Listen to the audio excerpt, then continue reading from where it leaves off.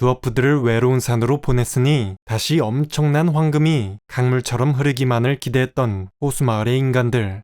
하지만 그들이 곧 받게 될 것은 황금이 아니라 죽음이었죠. 스마우그는 호수마을을 향해 아주 무서운 속도로 날아오고 있었습니다. 그리고 이를 목격한 마을 사람들은 경고 나팔을 울리며 급히 용의 습격에 대비했는데요. 병사들은 활과 창으로 무장했고 사람들은 마을에 있는 모든 그릇에 물을 채워놓았죠. 그리고 곧 스마우그는 결국 마을 위까지 날아왔고 인간들은 용을 향해 화살을 퍼부었습니다. 하지만 화살들은 딱딱한 용의 비늘에 부딪혀 딱딱 부러지기만 했고 아무런 타격도 주지 못했죠. 그렇지만 스마우그는 감히 자신에게 화살을 쏘다니 그것만으로 미치도록 화가 났습니다. 지금까지 오랜 세월 동안 이렇게 스마우그에게 대항한 자는 아무도 없었죠. 한편 이때 마을 사람들을 이끌어 감히 용에게 대항하게 만들었던 바르드라는 사내가 있었습니다. 그는 스마우그에게 파괴된 너른고래의 마지막 영주 기리온의 후손이었죠. 냉정한 목소리와 카리스마 있는 얼굴을 가진 바르드는 여기저기로 뛰어다니면서 사람들을 격려했고 호수마을의 영주에게는 그들이 화살이 다 떨어질 때까지 싸우게 하라며 다그쳤습니다. 근데 참고로 영화에선 마을 사람들이 다들 도망치기만 하고 딱 바르드 혼자서만 스마우그에게 대항하는 것으로 이야기가 바뀌었죠. 하지만 원작에서 인간들은 용기를 내 용과 싸웠습니다. 그렇게 인간들은 활을 계속 쏴봤지만 스마우그는 그 빗발치는 화살들을 뚫고 급강하에서 마을의 불을 마구 뿜어댔는데요. 그는 마을을 전부 불태워버리려 했죠. 용이 오기 전에 온 마을 사람들이 지붕에 물을 흠뻑 뿌려두긴 했지만 결국 용이 뿜어대는 불을 막을 순 없었습니다. 이때 스마우그는 매우 분노한 상태였기 때문에 자신의 왼쪽 가슴에 있는 약점을 가리면서 공격해야 한다는 것도 잊어버린 채 그냥 무작정 돌격하며 쉴 새 없이 공격을 퍼부었죠. 인간들이 아무리 활을 쏴도 스마우그에겐 상처 하나 입힐 수 없었고 그가 마을을 박살내버리는 걸 아무도 막을 수가 없었습니다. 그러다 이제 마을 전체가 불타버리게 생겼으니 짐을 싣던 배들에는 여자들과 아이들을 먼저 태워 피신시켰고 용에 대항해 싸우던 사람들도 무기를 내던지고 살기 위해 물속으로 뛰어들기 시작했죠. 분명 얼마 전까지만 해도 이 마을에선 드워프들이 황금을 들고 돌아오면 다시 예전처럼 풍요로운 좋은 시절이 찾아올 거라 기대하며 노랫소리가 울려 퍼졌었지만 지금은 고통으로 울부짖는 소리나 드워프들을 원망하며 저주하는 소리만 들려왔습니다.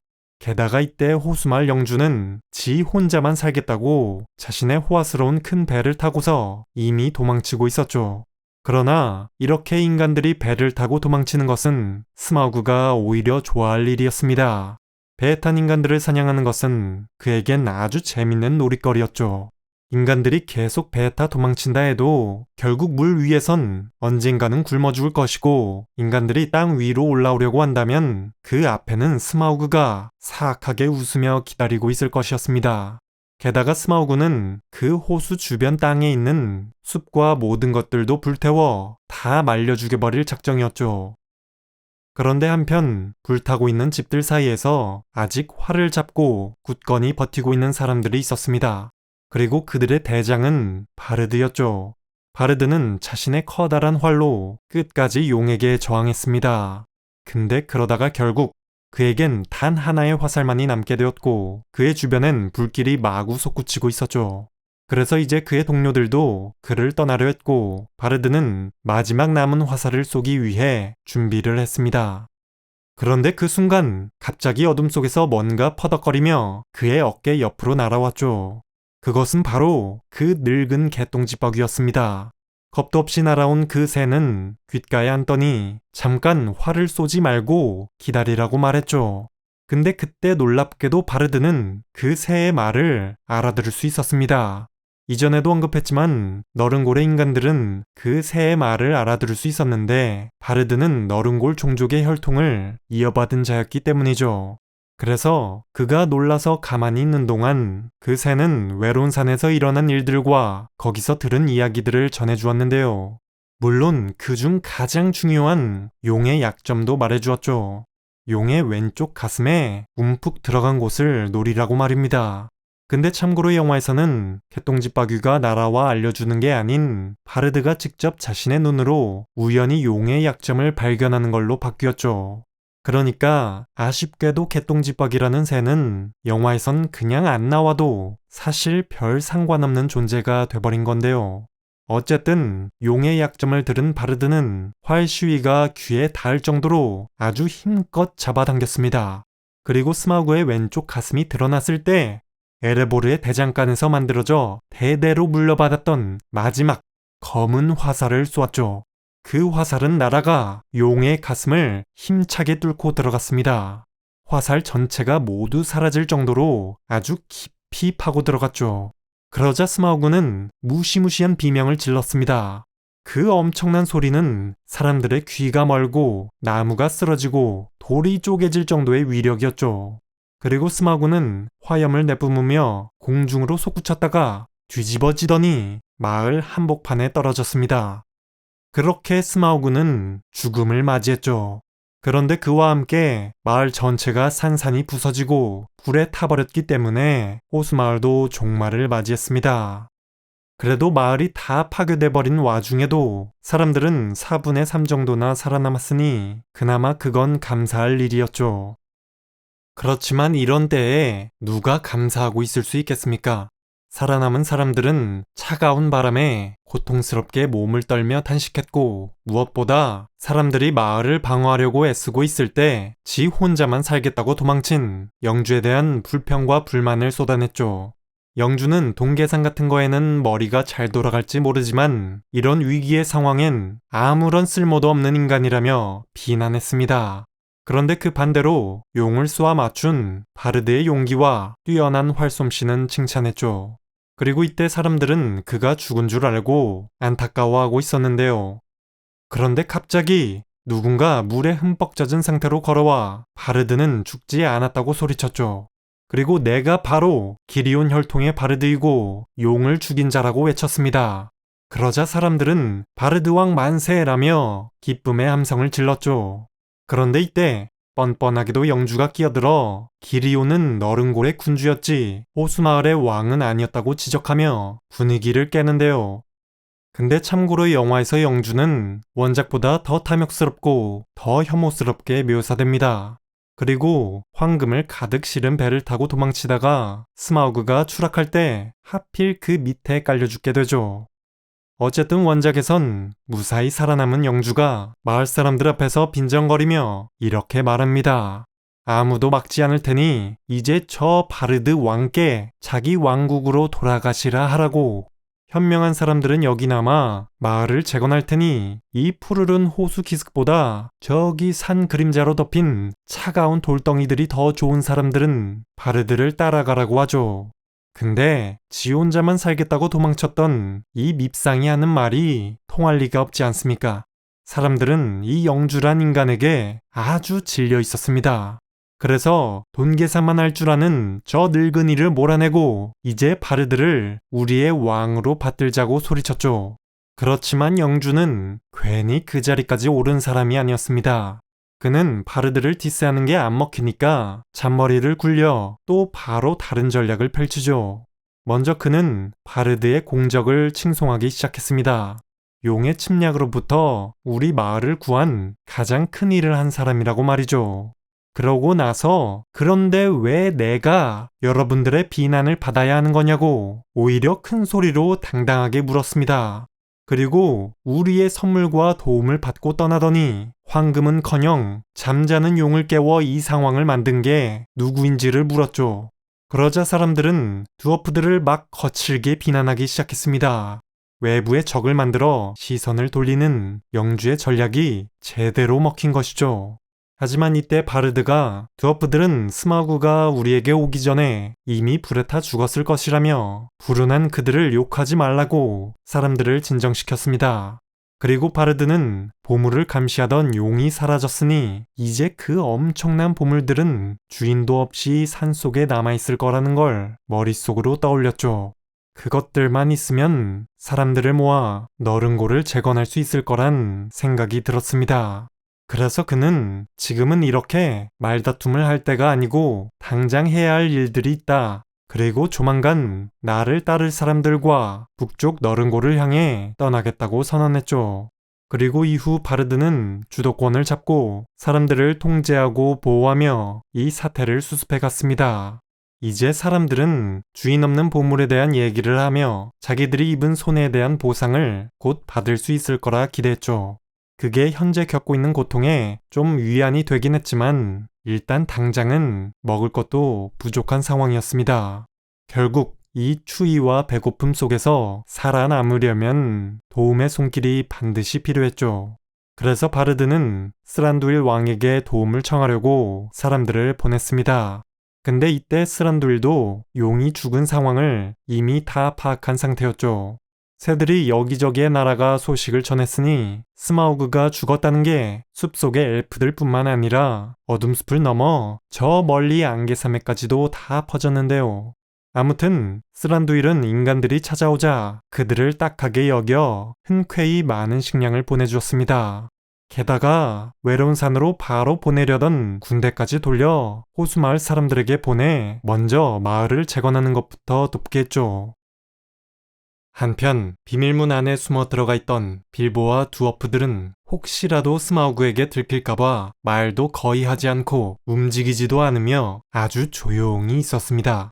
아주 작은 소리만 내도 굴 안에 울려 퍼졌기 때문이죠. 그렇게 그들은 정적과 어둠 속에서 오랫동안 기다리고 또 기다렸습니다. 시간이 얼마나 흘렀는지 잘 알 수는 없었지만 며칠은 지난 것 같았죠. 그러니까 이제 공기가 부족해서 숨도 막히고 도저히 견딜 수가 없었습니다. 스마우그가 와서 죽일까봐 엄청 겁나는 건 맞는데 그렇다고 여기에서 이렇게 영원히 있을 수도 없는 거 아닙니까? 그래서 그들은 참다 못해 비밀문을 다시 열고 밖으로 나가보려 했습니다. 하지만 스마우그가 다 때려 부셔놨기 때문에 바위로 막혀서 문을 열 수 없었죠. 그러니까 이젠 여기에 그대로 갇혀 죽거나 통로를 따라 외로운 산의 내부로 들어가는 수밖에 없었습니다. 안에 들어가면 스마우그가 딱 아가리를 벌리고 기다리고 있을 수도 있었지만 별다른 방법이 없었기 때문에 그들은 최대한 조용히 하며 살금살금 안으로 들어가 봤죠. 그런데 외로운 산의 내부는 아주 조용하기만 했는데요. 그래서 빌보가 큰 소리로 스마우그를 욕해보기도 했지만 아무 대답도 들리지 않았습니다. 아마도 스마우그는 외출 중인 듯 했죠. 그러니 빌보는 다 같이 이 안을 둘러보자고 제안했습니다. 하지만 치사한 드워프들은 아직도 공식적으로 빌보가 우리들의 전문 좀도둑이자 염탐꾼이다 라는 핑계를 대며 혼자서 둘러보고 오도록 떠넘겼죠.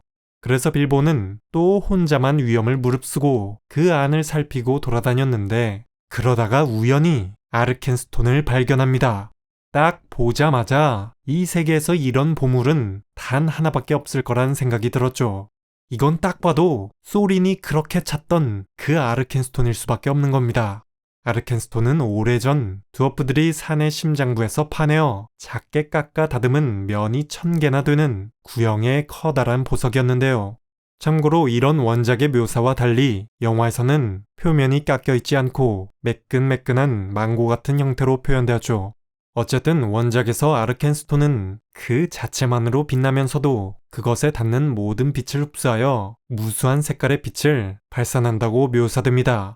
그러니 빌보는 이런 황홀한 빛을 내는 보석을 직접 보고 홀린 듯이 일단 손부터 뻗었죠. 그리고 그걸 집어서 가장 깊은 속주머니에 넣어버렸습니다. 이때 빌보는 이 아르켄스톤이 얼마나 마음에 들었는지 자기가 이걸 가지도록 소린이 절대 허락하지 않을 거라는 것과 이것 때문에 문제가 생길 거라는 걸 내심 알았으면서도 외면하며 내가 이제 진짜 좀도둑이 됐군. 하지만 이걸 드워프들에게 말하긴 해야겠지. 뭐 언젠가는 내가 내 몫을 직접 골라도 된다고 했잖아. 난 이걸 고르겠어. 라고 생각했죠. 그리고 계속 더 주변을 살펴보았지만 역시 스마우그는 없는 것 같았고 그러자 드워프들도 함께 여기저기를 둘러보기 시작했습니다. 그리고 드워프들은 황금과 보물들을 보자 너무 신이 나서 점점 두려움을 잊으며 당분간 스마우그가 돌아오지 않을 거라 믿고 싶어 했죠. 그러다 보물들을 호주머니에 최대한 들어갈 만큼 잔뜩 주워서 꽉꽉 채웠고 소리는 아르켄스톤을 찾으며 돌아다녔습니다. 그리고 드워프들은 그곳에 있는 갑옷과 무기를 꺼내 근사하게 무장도 했는데요. 이때 소리는 자네에게 주는 첫 번째 보상이라며 빌보에게 작은 갑옷을 하나 선물해줍니다. 그것은 바로 엘프들이 미스릴이라고 부르는 은철을 엮어 만든 갑옷이었죠. 그리고 원작 설정상 그 미스릴 갑옷은 옛날에 어린 엘프 왕자를 위해 만들어졌다고 합니다. 그래서 몸집이 아주 작은 빌보에게도 대충 사이즈가 맞았던 거죠.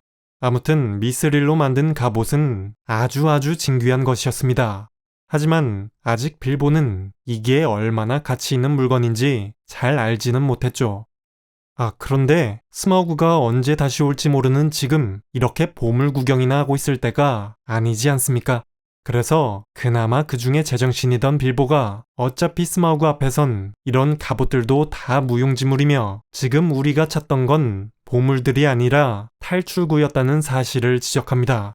그러자 소린도 아차하며 정신을 차리고 출구로 길을 안내했죠.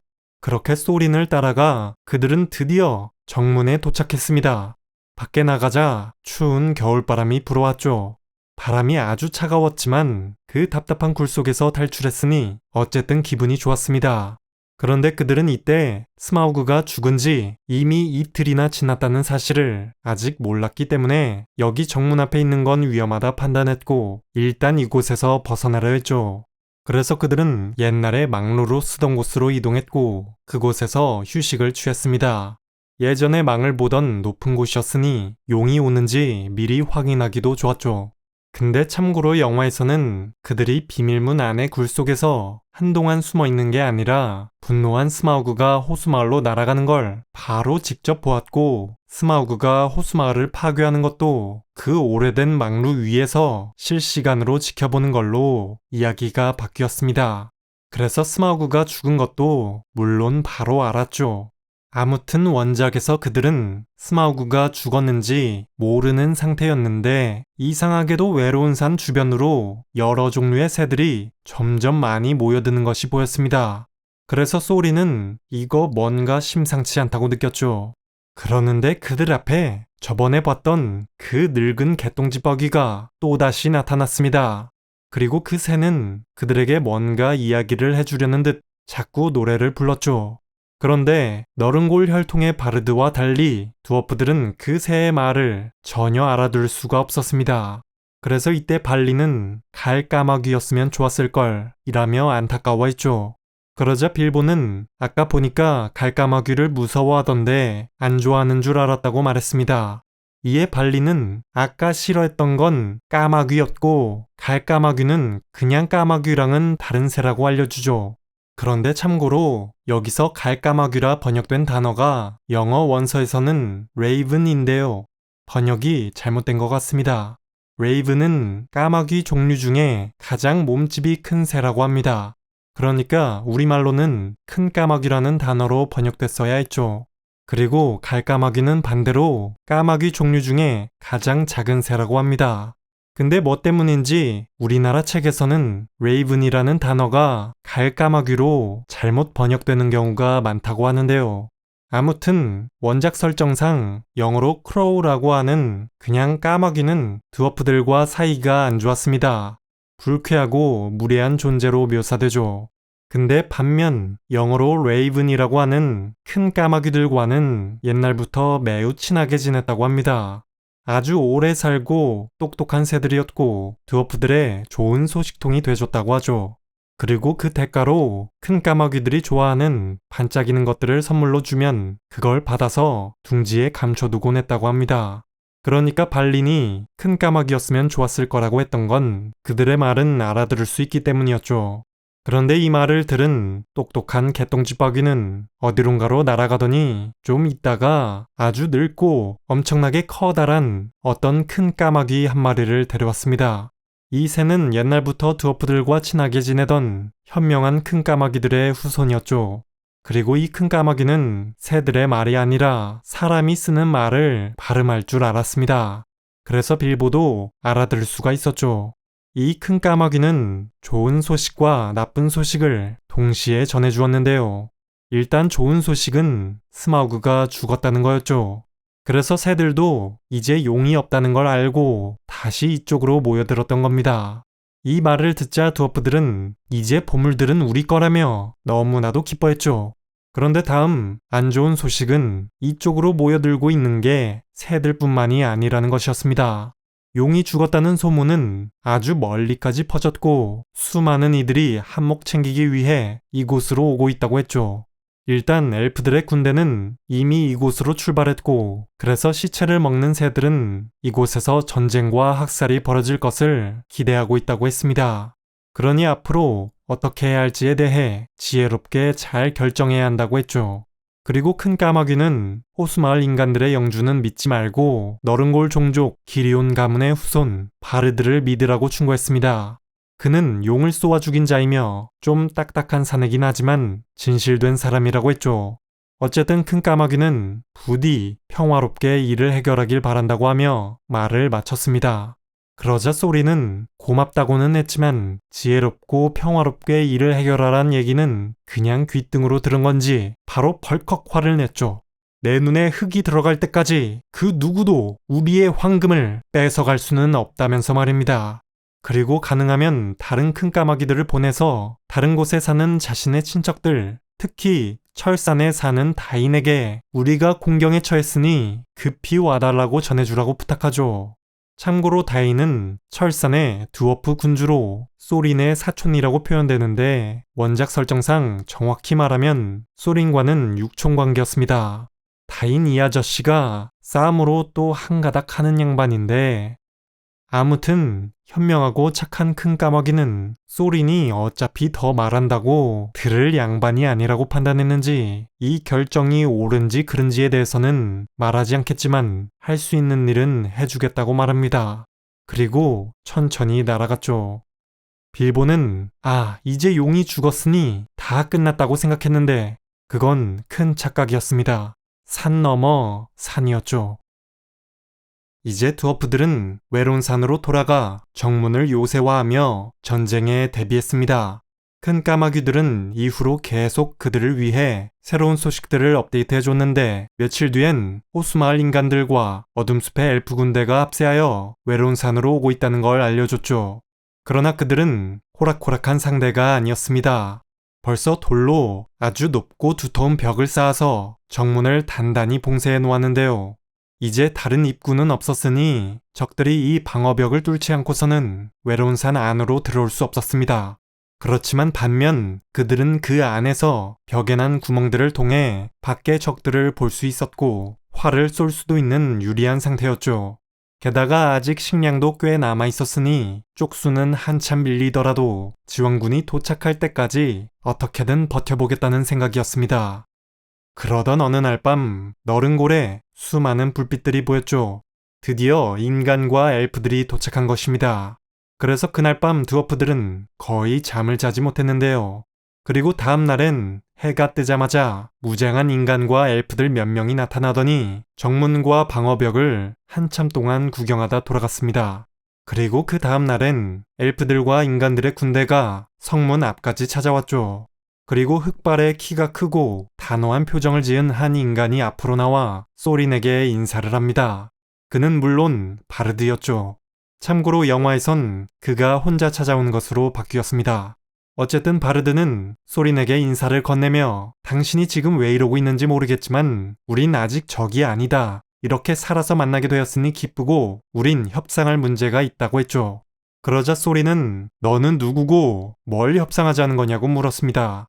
이에 바르드는 나는 바르드이며 내 손으로 용을 살해했고 그 덕분에 당신이 저 보물들을 되찾을 수 있었다고 말했죠. 그리고 그 보물들 중에는 스마우그가 옛날에 너른골에서 훔쳐간 보석들도 많이 섞여 있으며 나는 너른골의 군주였던 기리온의 직계 자손이니 그것들을 상속받을 자격이 있는 자라는 걸 알렸습니다. 그러니 당연히 자신과 협상해야 한다고 했죠. 게다가 호수마을 사람들은 당신들이 어려울 때 도와줬는데 물론 고의는 아니겠지만 당신들은 그 보답으로 파멸만을 가져다 주었다. 근데 지금 그들이 겪고 있는 슬픔과 불행에 대해 아무것도 보상해주지 않을 것인지 당당하고 단호하게 물었습니다. 이런 바르드의 말은 모두 정당했고 사실이었기 때문에 당연히 인정해야 마땅했지만 지난 며칠 동안 보물창고에서 많은 시간을 보내며 탐욕에 약간 머리가 이상해진 소리는 그 누구도 우리 중족의 보물에 대해서 권리를 주장할 수 없다고 말했죠. 그리고 보물들은 스마우그의 것이 아니기 때문에 그의 사악한 행동에 대해 보물로 보상할 수는 없다고 했습니다. 대신 호수마을에서 받았던 도움에 대해서는 나중에 후하게 지불할 것이라고 했죠. 하지만 이렇게 무력으로 위협하는 상황에서는 한 푼도 내어줄 수 없다고 했습니다. 협상하고 싶다면 이 협상과는 아무 관련도 없는 엘프들은 모두 숲으로 돌려보내고 무장도 해제하고 나서 다시 오라고 했죠. 이에 바르드는 엘프 왕은 그저 우정만으로 우리들을 도와준 친구라고 했습니다. 그리고 당신이 한 말을 후회하고 생각할 시간을 주겠다고 말한 뒤 막사로 돌아갔죠. 그리고 몇 시간 뒤 사자들이 찾아와 호수마을을 재건하고자 하는 바르드에게 보물들의 12분의 1을 양도하지 않으면 소리는 우리의 적이 될 것이라 외쳤습니다. 그러자 소리는 그 사자의 방패에다 활이나 한 방 쏴줬죠. 이에 사자는 이것을 당신의 대답으로 알겠다며 지금부터 외로운 산은 포위되었음을 선언했습니다. 당신들은 정전과 협상을 요구할 때까지 그곳에서 나오지 못할 것이라 말하고 재빨리 돌아갔죠. 이때 빌보는 이런 상황들이 물론 마음에 들지 않았습니다. 용의 악취로 가득 찬 지긋지긋한 이곳에서 어서 나가고 싶었죠. 근데 그러거나 말거나 이후로 드워프들은 보물들을 정리하며 시간을 보냈습니다. 그리고 특히 소리는 아르켄스톤을 찾으라고 명령했죠. 만약 누구든 그것을 찾고도 내놓지 않는다면 그 대가를 치르게 될 거라고 했습니다. 물론 빌보는 그 말을 듣고 걱정이 되었죠. 지금 아르켄스톤은 빌보가 베개로 사용하고 있는 낡은 잡동사니 꾸러미 속에 숨겨져 있었습니다.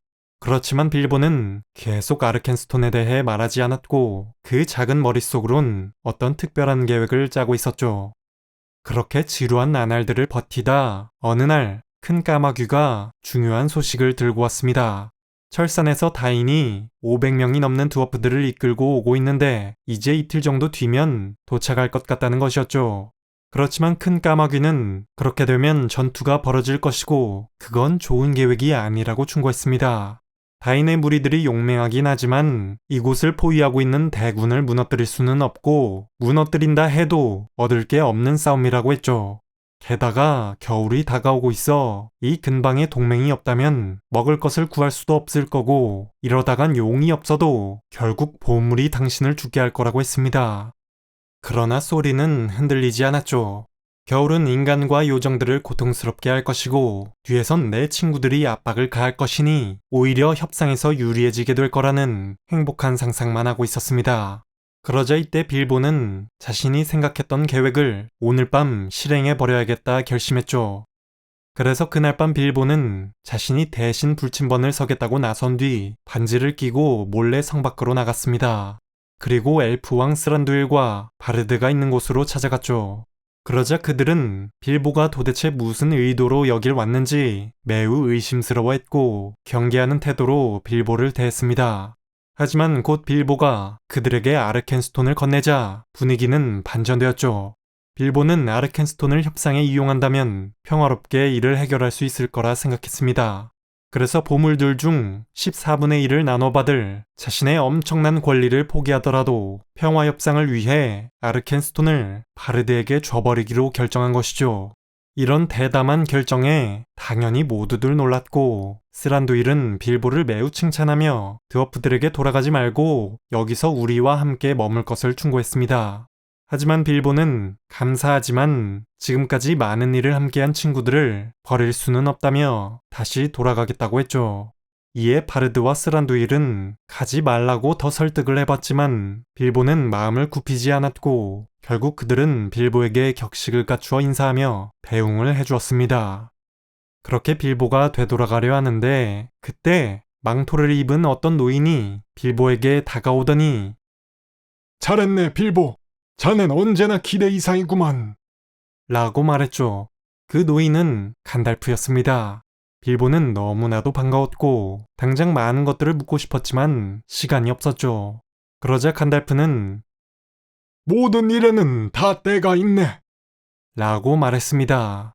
그리고 내 착각이 아니라면 이제 모든 것이 끝을 향해 가고 있어. 당장 앞에 불쾌한 시간이 다가오고 있긴 하지만 자네는 잘 헤쳐나갈 거야. 마음을 다잡고 있게. 라고 말하며 작별 인사를 하고 빌보를 보냈죠. 이에 빌보는 좀 어리둥절했지만 어쨌든 기운을 내서 다시 성 안으로 돌아갔습니다. 그리고 다음날 바르드와 스란두일이 소린 앞에 나타났죠. 바르드가 인사를 건네며 아직도 마음이 바뀌지 않았냐고 묻자 소린은 역시 바뀌지 않았다고 대답했습니다. 그러자 바르드는 그의 눈앞에 아르켄스톤을 보여주었죠. 이에 소린은 순간 너무 놀라고 당황해서 아무 말도 하지 못했습니다. 그렇지만 곧 분노로 가득 찬 소린은 어떻게 우리 집안의 가보를 손에 넣었느냐고 소리를 질러댔죠. 그런데 그때 이를 지켜보던 빌보가 자기가 준 거라고 대답해버리고 맙니다. 그러자 화가 난 소린은 빌보를 움켜잡고 흔들어대며 이 조그만 도둑놈, 네 놈을 바위에 던져 죽여버리겠다고 소리를 질렀죠. 그런데 그때 간달프가 나타나 제발 빌보를 해치지 말고 우선 그의 얘기를 들어보라고 말하며 소린을 말렸습니다.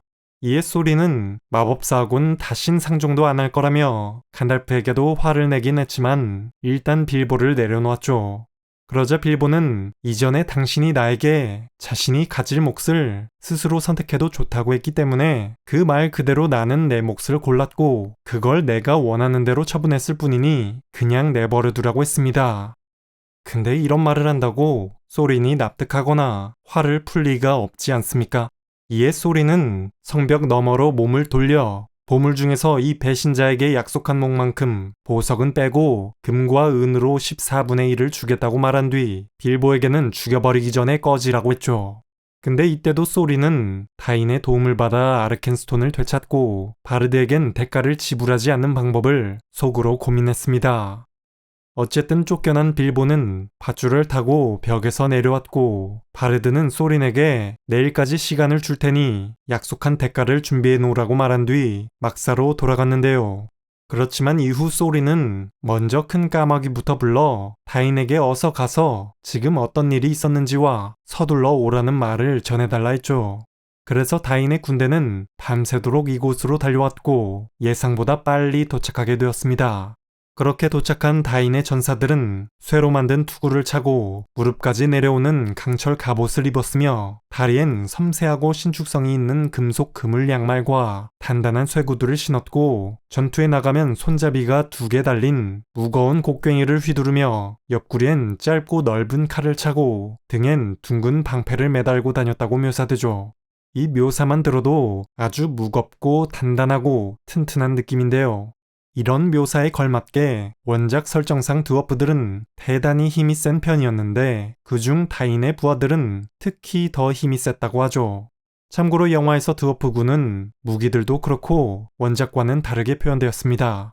염소 기병이나 전차 같은 것도 등장하며 더 화려하고 멋지게 표현되었죠. 어쨌든 드워프군이 나타나자 인간들과 엘프들도 무장을 하고 전투를 대비했습니다. 그렇게 세 종족의 군대가 한자리에 모여 긴장감이 감돌게 되었는데요. 이때 정말 의외로 드워프는 굉장히 공손해 보이는 말투로 이렇게 말했죠.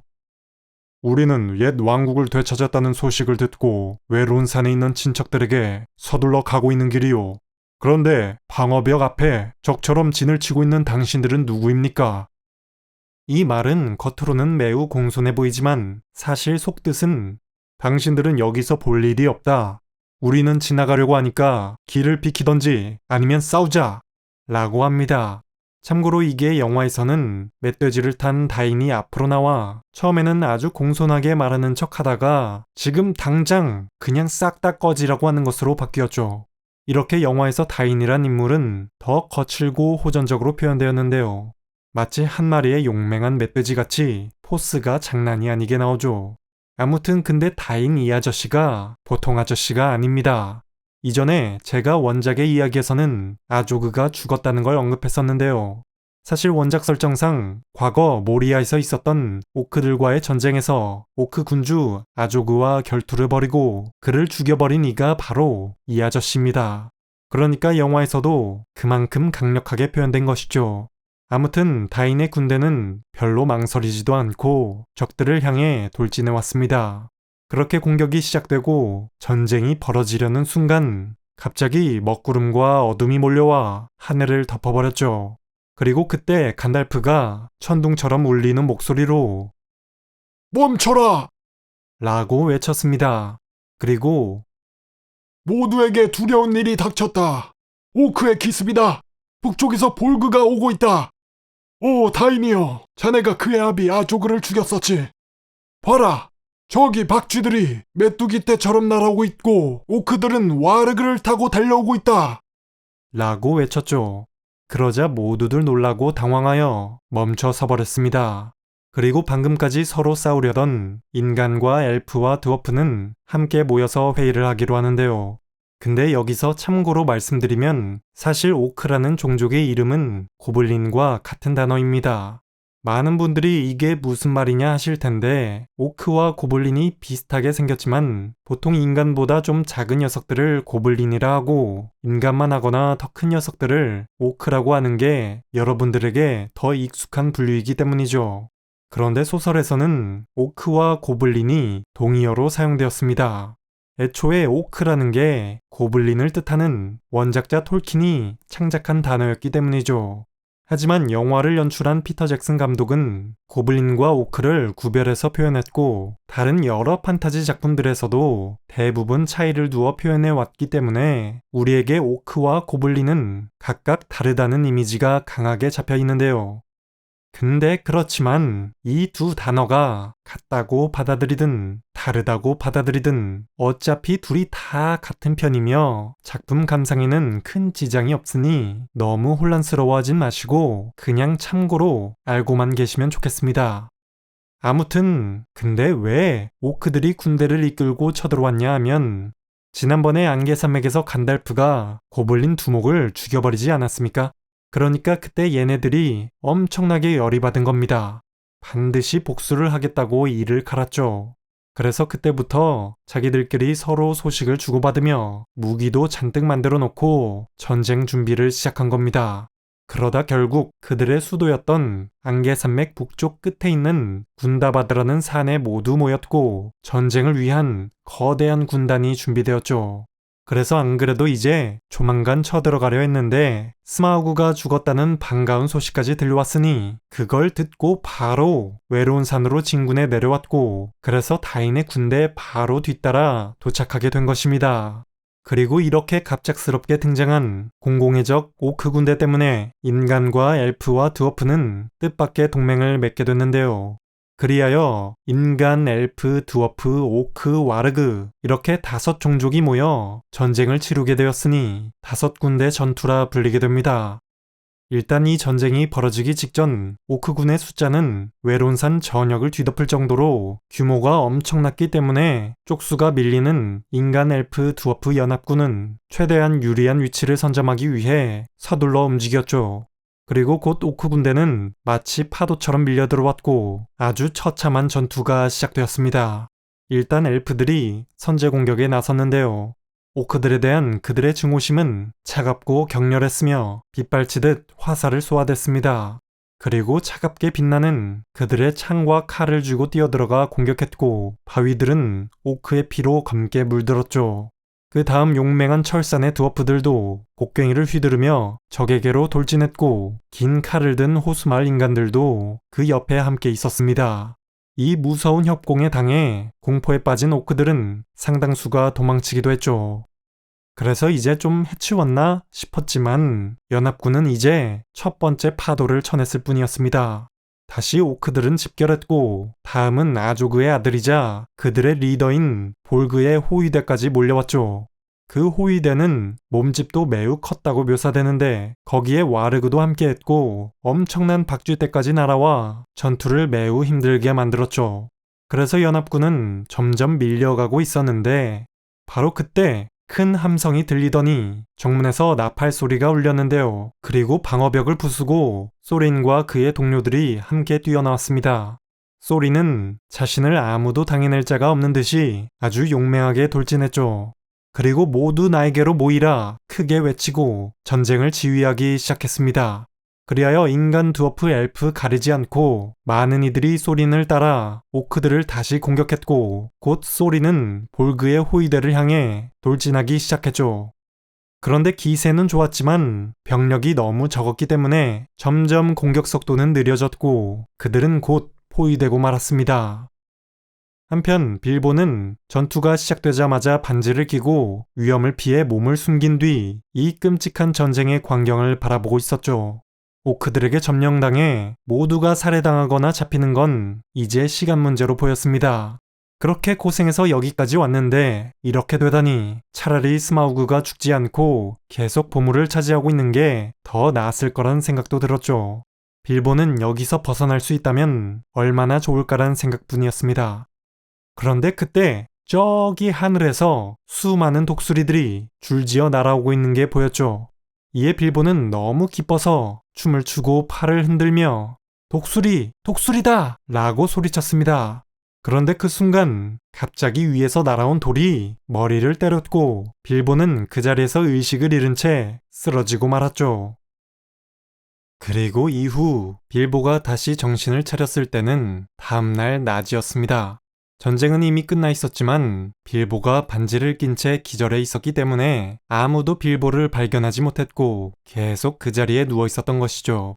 주변을 살펴보니 다행히 연합군 쪽이 승리한 듯 보였는데 정말 많은 이들이 죽었기 때문에 매우 우울한 분위기였습니다. 그리고 간달프는 살아있는 빌보를 발견하자 순간 기뻐했지만 곧 침울해지며 빌보를 소린에게로 데려갔죠. 소리는 큰 부상을 입은 채 누워 있었습니다. 죽음을 앞둔 소리는 빌보를 보자 죽기 전에 자네와 화해를 하고 싶다며 자신이 했던 말과 행동을 후회한다고 했죠. 이에 빌보는 소린에게 당신과 함께했던 시간들이 무엇보다 가치 있었다는 말을 했습니다. 그리하여 그들은 화해했고 마지막 작별 인사를 나눌 수 있었죠. 물론 이때 빌보는 너무나도 슬펐습니다. 이후 빌보는 자신이 기절한 다음 어떤 일들이 벌어졌었는지 듣게 되었는데요. 먼저 독수리들은 항상 오크들의 움직임을 예의주시하고 있었기 때문에 전쟁의 냄새를 맡았고 그들도 집결하여 전투에 참여한 것이었습니다. 독수리들은 수많은 오크들을 쓸어버리며 위기의 순간에 엄청난 도움이 되었죠. 하지만 독수리들이 포함돼도 아직 연합군은 수적으로 밀렸는데요. 그런데 마지막 순간에 어디선가 베오른이 나타났죠. 커다란 곰의 모습으로 나타난 그의 포효는 북과 대포 소리를 합친 것보다 더 컸다고 합니다. 그는 무시무시한 힘으로 자신의 앞을 가로막는 오크와 와르그들을 그냥 지푸라기처럼 내던져 버렸고 그들의 포위망을 뚫어버렸죠. 그리고 적들에게 둘러싸여 창에 맞아 쓰러져 있던 소린을 구출했고 안전한 곳으로 데려갔습니다. 그런 다음 더 분노한 베오른이 전장에 돌아와 그냥 다 찢어버렸고 그들의 대장 볼그까지 잡아서 뭉개버렸죠. 그러자 적들은 경악하며 사방으로 도망쳤고 연합군은 그들을 끝까지 추격했습니다. 도망친 오크들은 대부분 죽거나 어둠 숲의 오지로 도망쳐 들어갔다가 알아서 거기서 죽었죠. 그리하여 북쪽 땅 세 지역에서 모인 오크 전사들은 그날 박멸되었고 그 지역은 여러 해 동안 평화를 누리게 되었다고 합니다. 그렇게 5군데 전투가 승리로 끝이 났죠. 참고로 영화에서는 이 5군데 전투가 전체적으로 스케일이 더 커지고 더 화려하게 표현되었는데요. 물론 전투의 내용도 많이 바뀌었습니다. 일단 소리는 원작과 달리 아조그와 1대1로 싸우다가 아조그를 죽이고 본인도 치명상을 입어 전사하는 것으로 바뀌었죠. 그리고 필리와 킬리 형제는 소린의 조카였는데 원작에선 외삼촌 소린을 온몸으로 지키다가 둘 다 전사하게 됩니다. 하지만 영화에서는 필리가 아조그에게 잡혀서 죽고 킬리는 볼그와 싸우다 죽는 것으로 바뀌었죠. 그리고 원작에서 빌보는 처음부터 몸을 피해 있었지만 영화에선 아주 용감하게 전투에 참여하는 것으로 바뀌었습니다. 그리고 영화에서는 원작에 나오는 베오른의 맹활약이 축소되고 베오른 대신에 레골라스가 볼그와 싸우고 볼그를 죽이는 것으로 바뀌었죠. 아무튼 처참했던 전투가 끝나고 필리 킬리 형제와 함께 소린의 장례식이 치러집니다. 그렇게 산 아래의 왕 소리는 마지막에 자신의 탐욕이 부질없었음을 반성하고 모든 것을 내려놓은 채 전장에서 용맹하게 싸우다 명예로운 죽음을 맞이했죠. 바르드는 아르켄스톤을 소린의 가슴 위에 올려놓았고 소린은 산 아래 깊은 곳에 묻혔습니다. 그리고 스란두일은 예전에 소린을 잡았을 때 빼앗았던 소린의 검 오르크리스트를 소린의 무덤 위에 올려놓았죠. 그래서 이후로 그 검은 적들이 가까이 접근했을 때 어둠 속에서 빛을 발해주었고 덕분에 에레보르는 기습 공격을 당하는 일이 없었다고 합니다. 그리고 이제 다인은 소린 다음을 이어 에레보르의 왕이 되었죠. 왕이 된 다인은 보물들을 공정하게 분배했는데요. 빌보의 몫이었던 모든 금과 은 중 14분의 1은 바르드에게 양도되었죠. 14분의 1이라 해도 정말 엄청난 양이었고 그 덕분에 바르드는 이후에 너른고를 재건하게 됩니다. 그리고 많은 금을 호수마을 영주에게 보내 마을을 다시 건설하도록 했는데 나중에 그 영주는 금을 갖고 도망치다가 동료들에게 버림받아 굶어 죽게 되고 이후 호수마을은 더 현명한 새로운 영주를 뽑아 다시 번영하게 되죠. 그리고 바르드는 빌보에게도 물론 풍족한 보상을 해주려 했죠. 이 보물들은 자네의 것이기도 하다고 했습니다. 하지만 빌보가 거절했죠. 빌보는 많은 보물은 자신에게 걱정거리가 될 뿐이고 자기가 그걸 다 들고 갈 수도 제대로 지킬 수도 다 쓸 수도 없으니 당신 손에 있는 게 낫다고 했습니다. 그러다 결과적으로 빌보는 이 이상은 자기가 관리할 수 없다며 금과 은을 채운 상자 딱 2개만 받았죠. 그리고 빌보는 모험을 함께한 드워프 친구들과 눈물 날 것 같은 작별 인사를 했습니다. 드워프들은 빌보가 다시 여길 찾아온다면 성대한 잔치를 베풀겠다고 했고 빌보도 당신들이 우리 집에 찾아오는 건 언제나 환영이라고 했죠. 그렇게 빌보는 드디어 다시 집으로 떠납니다. 빌보는 간달프와 베오른과 함께 길을 나섰는데 일단 어둠숲 근처까지는 요정 군대와 함께 행군했죠. 스란두일은 북쪽 어둠숲 근처에 도착하자 자신의 궁전에서 잠시 머물다 가라고 권했지만 빌보는 어둠숲에 또 들어가고 싶지 않았습니다. 그래서 빌보와 간달프와 베오르는 어둠숲 북쪽의 황야를 지나가기로 했죠.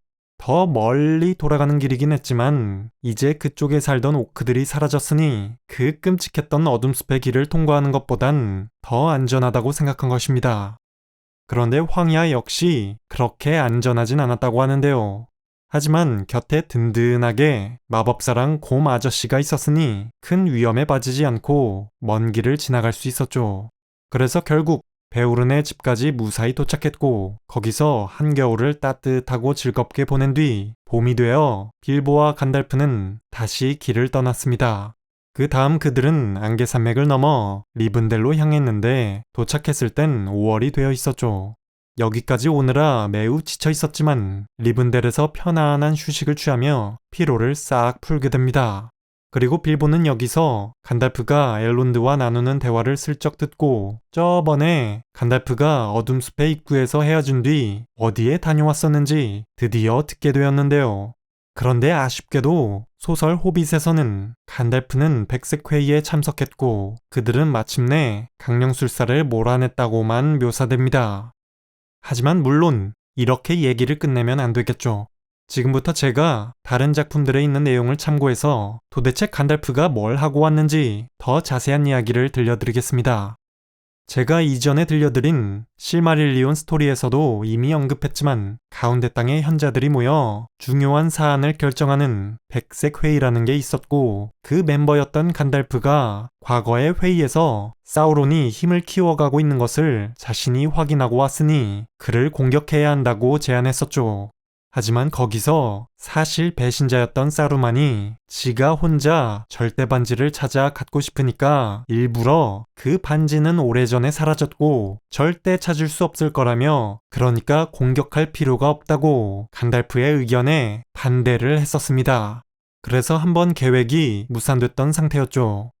그런데 어둠숲의 어둠은 계속 더 깊어져만 가고 어둠숲 남쪽에 있는 사우론의 요새 돌굴두르에 악의 존재들이 결집하는 것이 보이자 다시 백색회의가 소집되었고 여기서 간달프는 절대 반지를 반드시 찾아야 할 필요는 없습니다.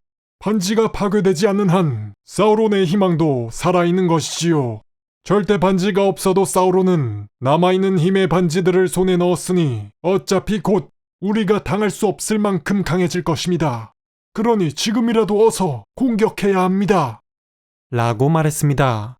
그러자 이때는 또 사루만이 동의를 하죠. 이젠 사우론을 쫓아내 그의 부하들이 더 이상 반지를 수색하지 못하도록 막는 게 좋겠다고 생각했기 때문입니다. 그리하여 그제서야 그들은 사우론이 은신해 있던 돌굴두르를 공격하여 사우론을 쫓아내는 데 성공했죠. 그러니까 이런 일들 때문에 그때 간달프가 자신은 다른 임무가 있다면서 떠났었던 겁니다. 그리고 이후 아주 잠시나마 어둠숲에는 평화가 찾아온 듯 했는데요. 하지만 그들의 공격은 너무 늦은 것이었죠. 사실 사우론은 이미 그 공격을 예상하고 자신의 행동 계획을 모두 세워둔 상태였습니다. 그러니 그의 패배는 그저 적들이 방심하게 하기 위한 속임수였던 것이죠. 그래서 그 이후 사우론은 슬쩍 자신의 본거지였던 모르도르로 재입성하였고 자신의 왕국을 다시 일으켜 세우게 됩니다. 참고로 영화에서도 백색회의가 소집되는 것과 돌굴두르에서 사우론을 마주치고 싸우는 이야기들이 나오긴 하지만 사건의 시간 순서나 내용이 바뀌어서 표현되었죠. 아무튼 빌보와 간달프는 리븐델에서 한 일주일 동안 휴식을 잘 취한 뒤 다시 길을 떠났는데요. 이제부터는 전에 왔던 길을 거의 그대로 되돌아갔습니다. 그리고 가는 길에 예전에 드워프들이 트롤의 굴에서 발견한 걸 나중에 찾아가겠다고 땅에 묻어놨었던 그 보물상자도 다시 꺼내보았죠. 다행히 그대로 있었고 빌보는 이제 자기는 평생 쓰고 남을 만큼의 금이 있으니 이건 간달프가 가지라고 양보를 했습니다. 하지만 간달프는 그러지 말고 반띵하자고 하죠. 자네가 예상하는 것보다 자네는 돈이 더 많이 필요할지도 모른다면서 말입니다. 그래서 그들은 상자에 든 금화를 반 나눠가지고 다시 길을 떠났고 그러다 날씨가 화창하고 뜨거운 6월 여름에 드디어 빌보는 모험을 마치고 다시 자신의 고향에 돌아왔죠. 야, 정말 감격스러운 순간 아닙니까? 그런데 빌보는 그토록 그리워했던 집에 도착하자마자 너무 놀랄 수밖에 없었습니다. 왜냐하면 자신의 집에 있던 물건들로 마을 사람들이 경매를 하고 있었기 때문이죠. 지금 빌보는 자기 고향 마을에서 추정 사망자였습니다. 사람들은 빌보가 죽었다고 생각했고 그의 모든 물건들을 다 경매해버리고 있던 것이죠. 게다가 경매를 시작한 지 꽤 시간이 지나버려서 대부분의 물건들이 이미 헐값에 팔려나가고 없었습니다. 정말 기가 막힐 노릇이죠.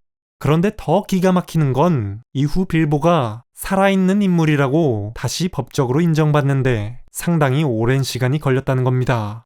당연히 팔려나간 물건들도 제대로 되돌려받지 못했는데요. 그렇게 법적 문제는 몇 년 동안이나 지속되어 빌보를 괴롭혔으며 심지어 경매에서 좋은 물건을 싸게 산 이들은 빌보가 살아있다는 걸 인정하려 하지 않았죠. 그래서 결국 빌보는 어쩔 수 없이 시간을 아끼기 위해 자신의 가구들을 자기 돈을 주고 직접 사들여야 했습니다. 게다가 빌보가 잃어버린 건 자신의 물건과 돈뿐이 아니었는데요. 그는 이웃의 존경까지 잃었죠. 이후로 빌보가 엘프나 드워프나 마법사의 친구라는 것이 알려지고 대부분의 호빗들은 그를 별난 사람으로 생각했습니다. 그렇지만 빌보는 그렇게 자신의 평판이 안 좋아졌어도 전혀 개의치 않으며 나름대로 행복하게 여생을 보냈죠. 그리고 빌보는 자신의 마법 반지를 항상 비밀스럽게 간직하며 주로 원치 않는 방문객이 올 때 그것을 사용했다고 하는데요. 그렇게 어느덧 아주 오랜 시간이 지나 빌보의 111번째 생일날 빌보는 자신이 소중하게 간직해왔던 그 황금색 마법의 반지를 넘겨주기로 합니다.